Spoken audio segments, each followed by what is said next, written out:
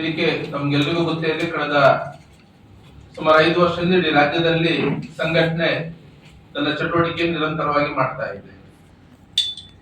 ದಕ್ಷಿಣ ಕನ್ನಡ ಜಿಲ್ಲೆಯಲ್ಲಿ ಅಧಿಕೃತವಾಗಿ ಸಂಘಟನೆಯ ಘಟಕ ಮಾಡಿರಲಿಲ್ಲ.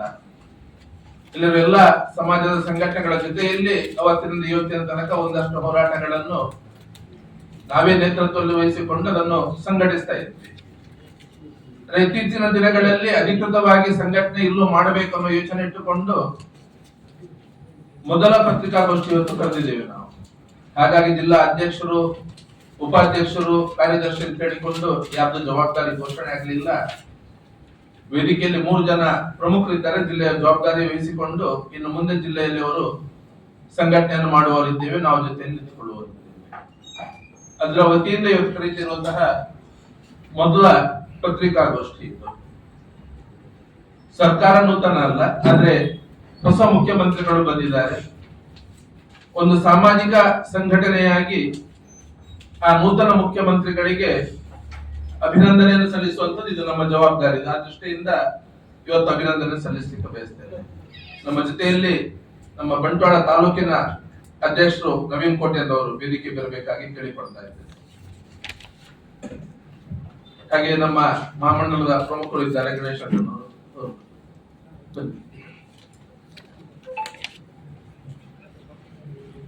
ಮೊದಲನೇದಾಗಿ ಮಾನ್ಯ ಮುಖ್ಯಮಂತ್ರಿಗಳಿಗೆ ನೂತನವಾಗಿ ಪದವಿಯನ್ನು ಅಲಂಕಾರ ಮಾಡಿದ ಕಾರಣಕ್ಕೋಸ್ಕರ ಅವರಿಗೆ ಅಭಿನಂದನೆಯನ್ನು ಸಲ್ಲಿಸಲಿಕ್ಕೆ ಬಯಸ್ತೇವೆ. ಅದೇ ರೀತಿ ಕರ್ನಾಟಕ ರಾಜ್ಯ ಸಮಿತಿ ಕೂಡ ಒಂದು ಅಭಿನಂದನೆ. ಯಾಕಂತ ಹೇಳಿದ್ರೆ ನಮ್ಮ ಸಮಾಜದ ಒಬ್ಬರು ಹಿರಿಯ ವ್ಯಕ್ತಿ, ಹಿರಿಯ ರಾಜಕೀಯ ಮುತ್ಸದ್ದಿಯೂ ಹೌದವರು. ನಮ್ಮ ಸಮಾಜಕ್ಕೆ ಇವತ್ತು ರಾಷ್ಟ್ರೀಯ ಕಾಂಗ್ರೆಸ್ ಪಕ್ಷ ರಾಜ್ಯದ ಅಧ್ಯಕ್ಷ ಸ್ಥಾನವನ್ನು ಕೊಟ್ಟಿದೆ. ಅದಕ್ಕೋಸ್ಕರ ರಾಷ್ಟ್ರೀಯ ಕಾಂಗ್ರೆಸ್ ಪಕ್ಷಕ್ಕೆ ನಾವು ಧನ್ಯವಾದವನ್ನು ಕೂಡ ಸಲ್ಲಿಸಲಿಕ್ಕೆ, ಸಮಾಜದ ಸಂಘಟನೆಯಾಗಿ ಧನ್ಯವಾದವನ್ನು ಕೂಡ ಸಲ್ಲಿಸಲಿಕ್ಕೆ ಬಯಸ್ತೇವೆ.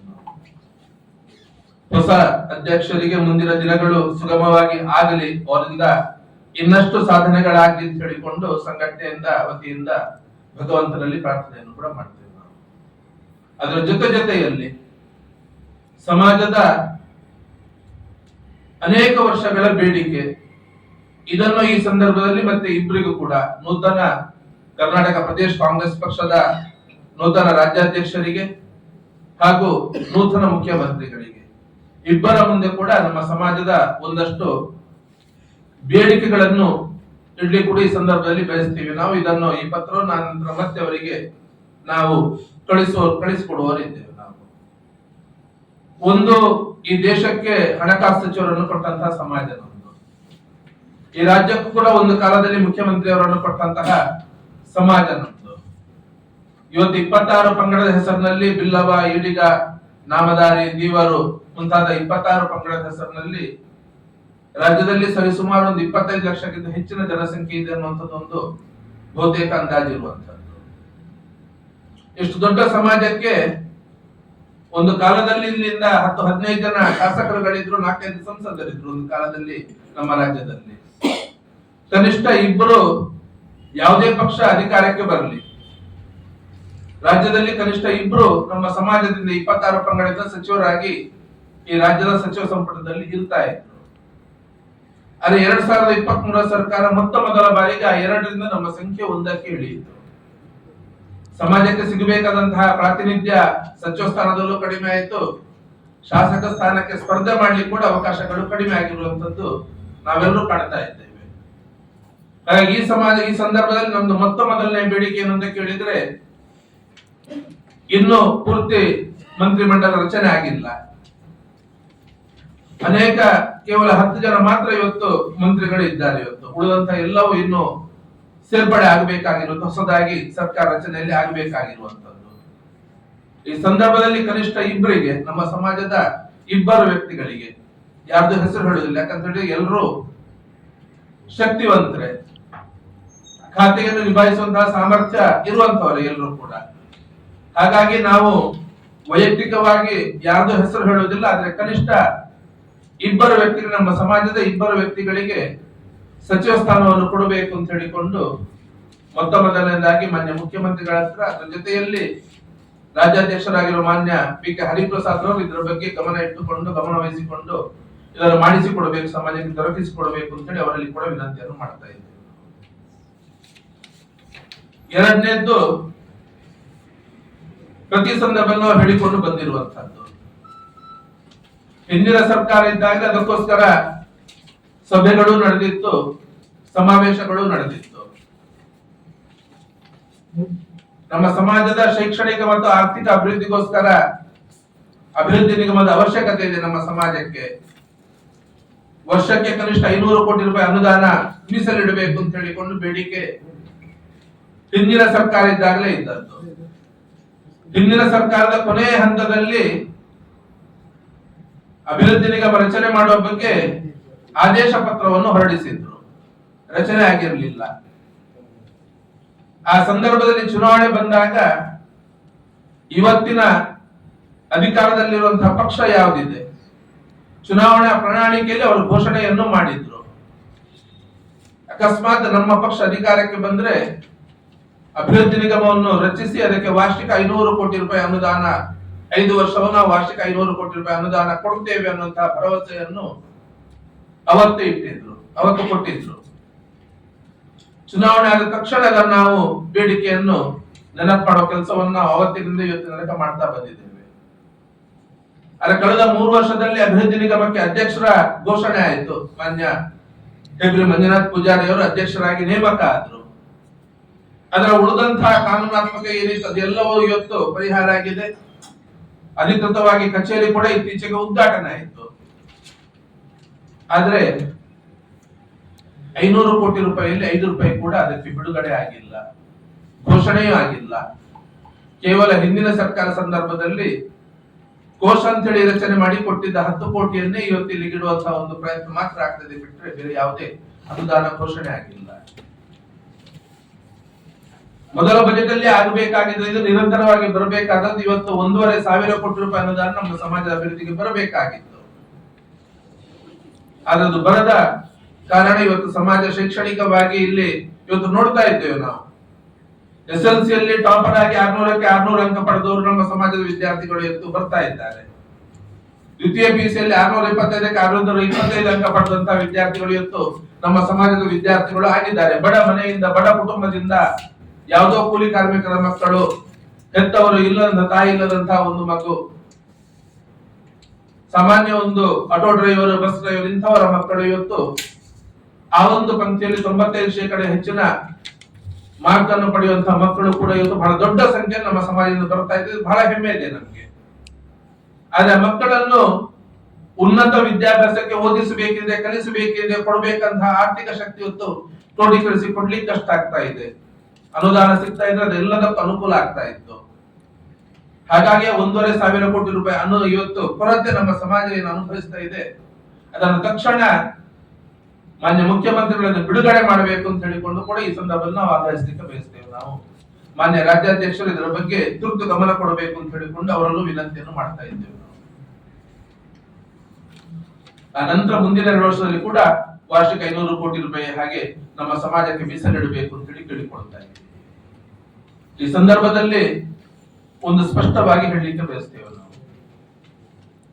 ಹಿಂದಿನ ಸರ್ಕಾರ ಇದ್ದಾಗ ಕೂಡ ಸಮಾಜಕ್ಕೆ ಅನ್ಯಾಯ ಆದಾಗ, ಸಮಾಜಕ್ಕೆ ತೊಂದರೆ ಆದಾಗ, ಸಮಾಜಕ್ಕೆ ಸಿಗಬೇಕಾದ ಗೌರವ ಸಿಗದಿದ್ದ ಸಂದರ್ಭದಲ್ಲಿ ಅನೇಕ ಹೋರಾಟಗಳನ್ನು ಕೈಗೆತ್ತಿಕೊಂಡಂತಹ ಸಂಘಟನೆ ಶ್ರೀ ನಾರಾಯಣ ಗುರು ವಿಚಾರ ವೇದಿಕೆ. ಇಡೀ ರಾಜ್ಯದಲ್ಲಿ ಈ ಬಗ್ಗೆ ಹೋರಾಟಗಳನ್ನು, ಸಮಾವೇಶಗಳನ್ನು, ಮೆರವಣಿಗೆಗಳನ್ನು, ಸಭೆಗಳನ್ನು ನಮ್ಮ ಸಂಘಟನೆ ವತಿಯಿಂದ ನಾವು ನಡೆಸಿದ್ವಿ. ನಾವು ಇಷ್ಟು ಸಮಯ 3 ವರ್ಷ ಮೌನವಾಗಿ ಸರ್ಕಾರದ ಎಲ್ಲ ನಡೆಗಳನ್ನು ನೋಡ್ತಾ ಇದ್ದೀವಿ, ನಾವು ಕಾಯ್ತಾ ಇದ್ದೀವಿ. ಆಗ ನೆನಪು ಮಾಡೋ ಕೆಲಸವನ್ನು ಮಾಡಿದ್ವಿ. ಆದ್ರೆ ಇನ್ನು ಮುಂದಿನ ದಿವಸದಲ್ಲಿ ಕೂಡ ನಾವು ಮೌನವಾಗಿ ಇರ್ಲಿಕ್ಕೆ ಸಾಧ್ಯ ಇಲ್ಲ.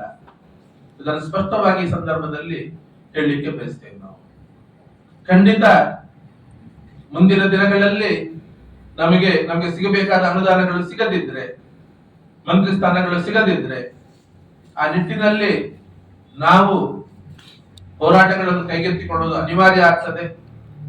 ದಕ್ಷಿಣ ಕನ್ನಡ ಜಿಲ್ಲೆಯಲ್ಲಿ ಕೂಡ ಸಮಾಜದ ಸಂಘಟನೆ ಮತ್ತು ಸಮಾಜದ ಜಾಗೃತಿಗೋಸ್ಕರ ಮತ್ತು ಸಮಾಜದ ಬೇಡಿಕೆಗಳ ಈಡೇರಿಕೆಗೋಸ್ಕರ ಮುಂದಿನ ದಿನಗಳಲ್ಲಿ ಸಮಾವೇಶಗಳನ್ನು ಹಮ್ಮಿಕೊಳ್ಳುವುದು ಅನಿವಾರ್ಯ ಆಗ್ತದೆ ಅಂತ ಹೇಳಿಕೊಂಡು ಈ ಸಂದರ್ಭದಲ್ಲಿ ತಿಳಿಸಲಿಕ್ಕೆ ಬಯಸ್ತೇನೆ. ನಾನು ಸರ್ಕಾರ ಖಂಡಿತ ನಮ್ಮ ಮನವಿಗೆ ಹೋಗ್ಬಿಡ್ತದೆ ಅಂತ ಹೇಳಿಕೊಂಡು ವಿಶ್ವಾಸ ಇಟ್ಟುಕೊಂಡು ಅದರ ವಿಶ್ವಾಸಕ್ಕೆ ಧಕ್ಕೆ ಬಂದ್ರೆ ಸಮಾಜದ ರಕ್ಷಣೆಗೆ, ಸಮಾಜದ ಹಿತರಕ್ಷಣೆಗೆ ಖಂಡಿತ ಯಾವತ್ತೂ ನಾರಾಯಣಗುರು ವಿಚಾರ ವೇದಿಕೆ ಹಿಂದೆ ಸರಿಯುವುದಿಲ್ಲ ಅಂತ ಹೇಳಿಕೊಂಡು ಈ ಪತ್ರಿಕಾಗೋಷ್ಠಿಯ ಮೂಲಕ ಸರ್ಕಾರಕ್ಕೆ, ಮಾನ್ಯ ಮುಖ್ಯಮಂತ್ರಿಗಳಿಗೆ ಹಾಗೂ ನಮ್ಮವರೇ ರಾಜ್ಯಾಧ್ಯಕ್ಷರಾಗಿರುವುದರಿಂದ ಅವರಿಗೆ ಮನವಿಯ ಜೊತೆಯಲ್ಲಿ, ವಿನಂತಿಯ ಜೊತೆಯಲ್ಲಿ ಒಂದು ಸಣ್ಣ ಎಚ್ಚರಿಕೆಯನ್ನು ಕೂಡ ಈ ಸಂದರ್ಭದಲ್ಲಿ ಕೊಡ್ಲಿಕ್ಕೆ ಬಯಸ್ತಾ ಇದ್ದೇನೆ. ಇದರ ಬಗ್ಗೆ ತಮ್ಗೇನಾದ್ರೂ ಕೇಳಲಿಕ್ಕಿದ್ರೆ ಸರ್ಕಾರಕ್ಕೆ ಇನ್ನು ಹೆಚ್ಚು ಸಮಯ ಇಲ್ಲ, 1.5 ವರ್ಷ ಇರುವುದು. ಹಿಂದಿನ ಸರ್ಕಾರದ ಹಾಗೆ ಕೊನೆಯ ಕ್ಷಣದಲ್ಲಿ ಮಾಡಿದ್ರೆ ಯಾವುದಕ್ಕೂ ಪ್ರಯೋಜನ ಇಲ್ಲ. ಹಾಗಾಗಿ ಮುಂದಿನ ಒಂದು ಕನಿಷ್ಠ 6 ತಿಂಗಳ ಒಳಗಡೆ ಇದಕ್ಕೆ ನಮ್ಗೆ ಮಂತ್ರಿಮಂಡಲ ರಚನೆ ಈಗಲೇ ಅದಕ್ಕೆ ಹೆಚ್ಚು ಸಮಯ ಇಲ್ಲ, ತಕ್ಷಣ ಆಗ್ಬೇಕು. ನಮ್ಗೆ ಅದರ ಜೊತೆಯಲ್ಲಿ ನಮ್ಗೆ ನಿಗಮಕ್ಕೆ ನಮ್ಗೆ ಹಣ ಬರಬೇಕಾದದ್ದು. ಇದು ಕನಿಷ್ಠ 6 ತಿಂಗಳ ಒಳಗಡೆ ಇದಕ್ಕೆ ಒಂದು ಕ್ರಮವನ್ನು ಕೈಗೊಳ್ಳಬೇಕು ಅಂತ ಹೇಳಿ ಆಗ್ರಹಿಸ್ತಾ ಇದ್ದೀವಿ. ಈಗ ಯಾರಿಗೆ ಮಂತ್ರಿ ಸ್ಥಾನ ಕೊಡಬೇಕು ಅಂತ ಯಾರಿಗೆ ಅಂತ ನಾವು ಹೇಳಿ, ನಮ್ಗೆ ಎಲ್ಲರೂ ಒಂದೇ. ನಮ್ಗೆ ಮಧು ಬಂಗಾರಪ್ಪರು ಒಂದೇ, ಬೇಲೂರು ಗೋಪಾಲಕೃಷ್ಣರು ಒಂದೇ, ಭೀಮಣ್ಣ ನಾಯ್ಕ ಅವರು ನಮ್ಮವರೇ, ಗವಿಯಪ್ಪನವರು ನಮ್ಮವರೇ, ಹರಿಪ್ರಸಾದ್ ಅವರು MLC ಅವರು ಇದ್ದಾರೆ. ಯಾರು ನಮ್ಗೆ ಹೊರಗಿನವರು ಅದರ ಜೊತೆಯಲ್ಲಿ ಇನ್ನೊಬ್ರು ಗುತ್ತೇದಾರ್ ಗುತ್ತೇದವರು ಕೂಡ ಇಲ್ಲಿ MLC ಆಗಿದ್ದಾರೆ. ನಮ್ಮವರೇ ಎಲ್ಲರೂ. ನಾವು ಅವರಿಗೆ ಇವರಿಗೆ ಅಂತ ಹೇಳಿ ಯಾವತ್ತೂ ಹೇಳೋದಿಲ್ಲ. 2 ಸಚಿವ ಸ್ಥಾನ ಕೊಡಬೇಕು, ಹಿಂದಿನಿಂದ ಇದ್ದಂಥದ್ದು. ಹಣಕಾಸು ಸಚಿವರಾಗಿದ್ದವರು ಪ್ರಸ್ತಾಪ ಮಾಡಿದ್ರು, 5 ಬಾರಿ ಅವರಿಗೆ ಗೆಲ್ಲಿಕ್ಕೆ ಅವಕಾಶ ಸಿಗಲಿಲ್ಲ. ಮತ್ತು ಒಬ್ರು ಸಂಸದರು ನಿಮ್ಮ ಸಮುದಾಯಕ್ಕೆ ಕೂಡ ಗೆಲ್ಲಿಸಲಿಕ್ಕೆ ಆಗಲಿಲ್ಲ. 3 ಮಂದಿ ಶಾಸಕರು ಇದ್ರು, ಆಗ ಕೂಡ ಗೆಲ್ಲಿಸಲಿಕ್ಕೆ ಆಗಲಿಲ್ಲ. ಆಗ ನೀವು ಇಂತಹ ಒಂದು ಕರೆ ಯಾವುದು ಕೊಡಲಿಲ್ಲ. ಈಗ ಈ ರೀತಿ ಕೇಳುವುದು ಯಾವ ನೈತಿಕತೆ? ಇದರಲ್ಲಿ ನೈತಿಕತೆ ಅನ್ನುವಂತ ಪ್ರಶ್ನೆ ಬರೋದಿಲ್ಲ. ಯಾವ್ದಾದ್ರೂ ಒಂದು ಸಂದರ್ಭದಲ್ಲಿ ಎಲ್ಲಿಂದಾದ್ರೂ ಒಂದು ಪ್ರಾರಂಭ ಆಗ್ಲೇಬೇಕು. ಹಿಂದೆ ಆಗ್ಲಿಲ್ಲ ಅಂತ ಹೇಳಿಕೊಂಡು ಈಗ ಅದನ್ನು ಮಾಡಬಾರ್ದು ಅಂತ ಹೇಳಿ ಯಾವುದೂ ಇಲ್ಲ. ಹಿಂದೆ ಇದ್ದವರು ಮಾಡ್ಲಿಲ್ಲ ಅಂತ ಹೇಳಿಕೊಂಡು ಈಗಿರುವಂತಹ ಸಮಾಜ ಕೂಡ ಸುಮ್ಮನೆ ಕೂತ್ಕೊಳ್ಬೇಕು ಅಂತ ಹೇಳಿ ಕೂಡ ಯಾವುದೂ ಇಲ್ಲ. ಇವತ್ತು ಸಮಾಜ ಜಾಗೃತ ಆಗ್ತಾ ಇದೆ. ಮೊನ್ನೆಯ ಒಬ್ಬರು ತಾಯಿ ಸಮಾಜ ನವಹೇಳನ ಮಾಡಿದಾಗ ಕೂಡ ಸಮಾಜ ಯಾವ ರೀತಿಯಲ್ಲಿ ಸ್ಪಂದನೆ ಕೊಟ್ಟಿದೆ, ಇಡೀ 2 ಜಿಲ್ಲೆಯಲ್ಲಿ ಯಾವ ರೀತಿ ಅದಕ್ಕೆ ಸ್ಪಂದನೆ ಕೊಟ್ಟಿದೆ ಅನ್ನೋದು ಅದು ಇತ್ತೀಚಿನ ಎಲ್ಲ ಬೆಳವಣಿಗೆಗಳು. ಟ್ಯಾಬ್ಲೆಟ್ ಸಂದರ್ಭ ಇತ್ತೀಚಿನ ಬೆಳವಣಿಗೆ, ಪುಸ್ತಕದ ಹೋರಾಟ ಇತ್ತೀಚಿನ ಬೆಳವಣಿಗೆಗಳು. ಸಮಾಜ ಇವತ್ತು ಜಾಗೃತ ಆಗ್ತಾ ಇದೆ, ತನ್ನ ಹಕ್ಕುಗಳಿಗೋಸ್ಕರ ಹೋರಾಟ ಮಾಡಬೇಕು ಅಂತ ಹೇಳಿಕೊಂಡು ಸಂಘಟಿತ ಆಗಬೇಕು ಅಂತ ಹೇಳಿ ಸಮಾಜಕ್ಕೆ ಅನಿಸ್ತಾ ಇದೆ. ಇದನ್ನೇ ಇಟ್ಟುಕೊಂಡು ಎಲ್ಲರನ್ನು ವಿಶ್ವಾಸಕ್ಕೆ ತಗೊಂಡು ಇನ್ನಷ್ಟು ಸಮಾಜವನ್ನು ಸಂಘಟಿಸುವಂತ, ನಮ್ಗೆ ನ್ಯಾಯಯುತವಾಗಿ ಸಿಗಬೇಕಾದನ್ನು ಮತ್ತೆ ಕೇಳುವಂತಹ ಪ್ರಯತ್ನಕ್ಕೆ ನಾವಿವತ್ತು ಕೈ ಹಾಕ್ತಾ ಇದ್ದೇವೆ. ಹೋರಾಟದ ಯಾವ ರೀತಿ ಇರುತ್ತೆ? ರಾಜ್ಯ ಸಂಘಟನೆ ಅದರ ಬಗ್ಗೆ ಕೂತು ಚರ್ಚೆ ಮಾಡಿಕೊಂಡು ಹೋರಾಟವನ್ನು ಯಾವ ರೀತಿ ಮುಂದೆ ಕೊಂಡೋಗ್ಬೇಕು ಅಂತ ಹೇಳಿ ನಾವು ಚರ್ಚೆ ಮಾಡಿಕೊಂಡು ನಿರ್ಧಾರ ಮಾಡ್ತೇವೆ. ದಕ್ಷಿಣ ಕನ್ನಡ ಜಿಲ್ಲೆಯಲ್ಲಿ ಕೂಡ ಮುಂದಿನ ದಿನಗಳಲ್ಲಿ ಒಂದು ನಮ್ಮ ಸಮಾಜದ ಬಹಳ ದೊಡ್ಡ ಒಂದು ಸಮಾವೇಶ ಮಾಡಬೇಕು ಅಂತ ಹೇಳಿಕೊಂಡು ನಮ್ಮೆಲ್ಲರ ಮನಸ್ಸಲ್ಲಿದೆ. ಅದನ್ನು ಕೂತು ಚರ್ಚೆ ಮಾಡಿಕೊಂಡು ಅದು ಖಂಡಿತ ಮುಂದಿನ ದಿನಗಳಲ್ಲಿ ಮಾಡ್ತೇವೆ ಅದನ್ನ, ಆ ಸಮಾವೇಶವನ್ನು. ಇಲ್ಲಿ ನಮ್ಮ 26 ಪಂಗಡದ ಯಾರೆಲ್ಲ ಇದ್ದಾರೆ, ತೀಯಾ ಸಮಾಜ ಇದೆ, ನಾಮದಾರಿ ಸಮಾಜದವರು ಒಂದು ಸ್ವಲ್ಪ ಇದ್ದಾರೆ, ಮಲಯಾಳಿ ಬಿಲ್ಲವರಿದ್ದಾರೆ. ಅವರೆಲ್ಲರನ್ನು ವಿಶ್ವಾಸಕ್ಕೆ ತಗೊಂಡು ಎಲ್ಲರನ್ನು ಸೇರಿಸಿಕೊಂಡು, ಎಲ್ಲ ಸಂಘಟನೆ ಸೇರಿಸಿಕೊಂಡು ಈ ಸಮಾವೇಶ ನಡೀತದೆ ಸಮಾಜದ ಹಿತರಕ್ಷಣೆ.